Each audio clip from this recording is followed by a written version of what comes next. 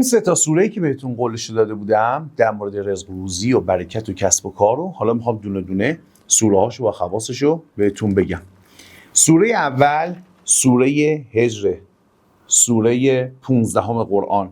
روایت تو تفسیر برهانه از سید هاشم بهرانی از پیامبر حضرت میفرماید که کسی که بنویسد سوره را و قرار بده در بازوی راستش و خرید و فروش بکند، البته در بعضی از روایات هم در بازو، یعنی چپ و راستش تفاوتی نمیکنه، و هو یبیع و یشتری، بخره و بفروشه، خرید و فروشش زیاد میشه، یعنی باعث کثرت خرید و فروش میشه.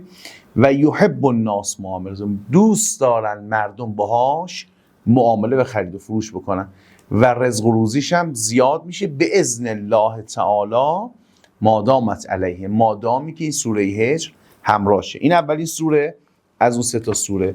سوره بعدی سوره مؤمن یا سوره غافر، سوره 40 که بهتون عرض کرده بودیم.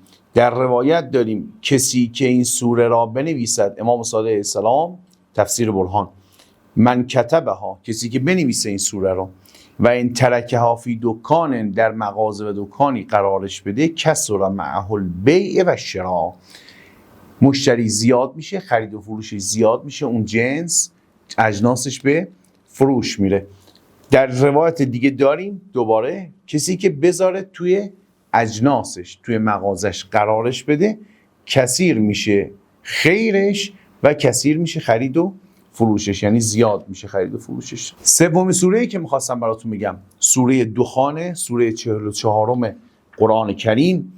سید هاشم بهرانی تو کتاب شریف تفسیر برهان روایت از پیامبر نقل میکنه کسی که این سوره رو بنویسه و به گردن بیاندازه، حالا خواصی که ما هم گفتیم میگیم، یه چند تا خاصیت دیگه هم داره.